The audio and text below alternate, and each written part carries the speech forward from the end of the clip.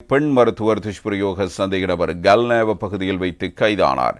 துறவிகளின் அங்கி அணிந்து வாழ்ந்ததுடன் இராணுவத்திலிருந்தும் தப்பியோடியவர் என்பதாக விசாரணைகள் மூலம் தெரியவந்திருக்கிற தகவலையும் இந்த பத்திரிகை இவ்வாறு செய்தியாக தந்திருக்கிறது. அனுராதபுரம் போதனா வைத்தியசாலையில் பெண் வைத்தியரின் விடுதிக்குள் நுழைந்த நபர் ஒருவர் அங்கிருந்த பெண் வைத்தியர் ஒருவரை பாலியல் துஷ்பிரயோகம் செய்த சம்பவம் தொடர்பில் பிரதான சந்தேக நபர் நேற்று கைது செய்யப்பட்டிருக்கிறார். கல்நேவ போலீசாரால் அவர் கல்நேவ எலபதுகமை எனும் பகுதியில் மறைந்திருந்த போது கைது செய்யப்பட்டதாக பதில் போலீஸ் ஊடக பேச்சாளர் உதவி போலீஸ் அத்தியட்சகர் உதயகுமார் உத்ல தெரிவித்திருக்கிறார்.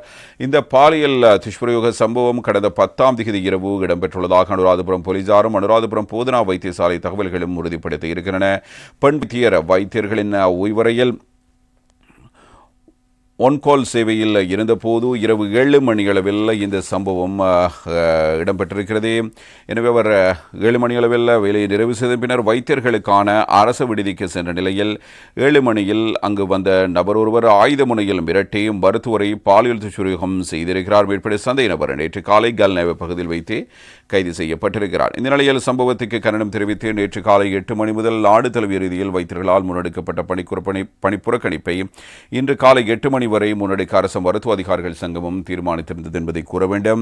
இந்த நடவடிக்கையின் போது வைத்தியருக்கு நேர்ந்த இந்த நிலைக்கு எதிர்ப்பு தெரிவித்து கொழும்பில் சிறுவர் வைத்தியசாலை, தேசிய வைத்தியசாலை, அனுராதபுரம் போதனா வைத்தியசாலை உள்ளடங்களாக பல அரசு வைத்தியசாலைகளின் முன்பாக வைத்தியர்கள் ஆர்ப்பாட்டத்திலும் பேரணியிலும் ஈடுபட்டிருந்தார்கள்.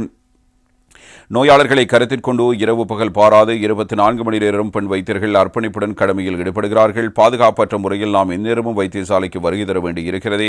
வைத்தியர்களுக்கான விடுதிகளில் உரிய பாதுகாப்புகள் இல்லை. சுகாதார ஊழியர்கள் என்ற வகையில் அனைவரும் இவ்வாறான சவால்களுக்கு முன்கொடுத்ததே கடமையாற்றி வருகிறோம். வைத்தியசாலையில் மட்டுமல்ல வெளியிடங்களிலும் பெண்களுக்கு பாதுகாப்பற்ற சூழல் உருவாகியிருக்கிறது.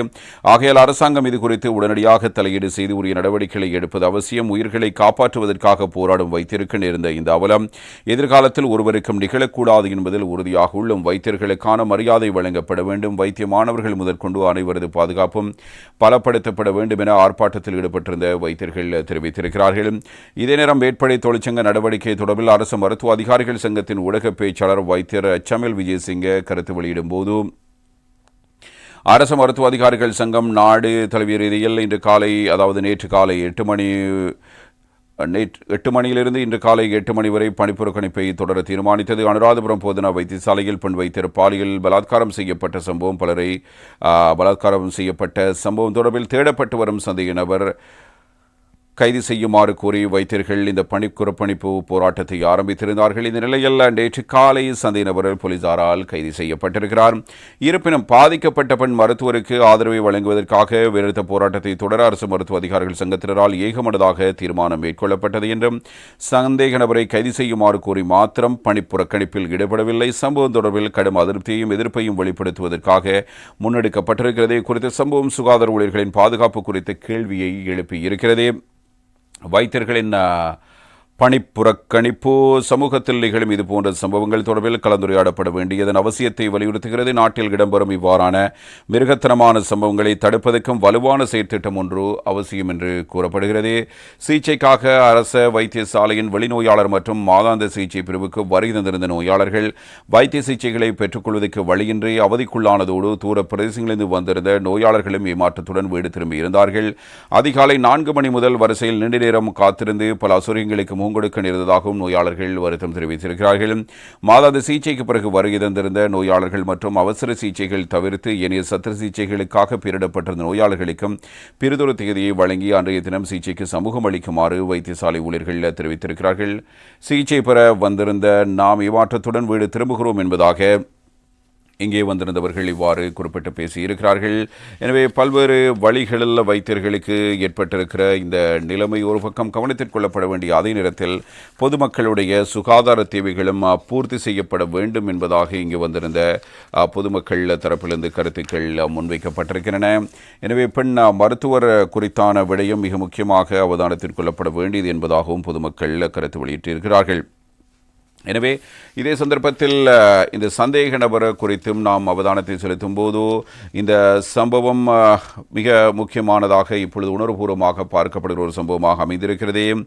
இந்த புதன்கிழமை குறித்த சந்தேக நபர் கைது செய்யப்பட்டிருக்கிறார். எனவே குறித்த சந்தேக நபர் நேற்று புதன்கிழமை காலை கல்நேவ பகுதியில் கைது செய்யப்பட்டதாக போலீசார் தெரிவித்திருக்கிறார்கள். அவர் முன்னர் துறவிகளுக்கான அங்கிகளை அணிந்து ஒரு சாதாரண மனிதராக வாழ்ந்ததாகவும் சந்தேக நபர் இராணுவத்தில் இருந்து தப்பியோடியவர் எனவும் அடையாளம் காணப்பட்டதோடு அவரை தேடுவதற்காக 5 போலீஸ் குழுக்களால் விசேட நடவடிக்கை மேற்கொள்ளப்பட்டிருந்தது. சந்தேகநபர் வைத்தியரின் 2 தொலைபேசிகளில் ஒன்றை எடுத்துக்கொண்டு வைத்தியரை துஷ்பிரயோகம் செய்துவிட்டு தப்பிச் சென்றிருக்கிறார். மேலும் காணாமல் போன தொலைபேசியின் இருப்பிடம் குறித்து பெறப்பட்ட சமிக்ஞைகளின் அடிப்படையில் போலீசார் மேலும் விசாரணைகளை மேற்கொண்டிருந்தார்கள். அவுக்கன ரயில் நிலையம் அருகே தொலைபேசி சிக்னல்கள் இல்லாததால் அப்பகுதியில் போலீசாரால் தேடுதல் நடவடிக்கைகள் தீவிரப்படுத்தி இருக்கிறார்கள்.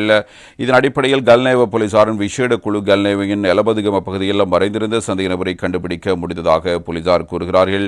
சந்தேக நபர் கல்நேவ பிரதேசத்தைச் சேர்ந்த கிரிபந்தலகே நிலந்த மதுரங்க ரத்நாயக்க என அடையாளம் காணப்பட்டிருக்கிறார்.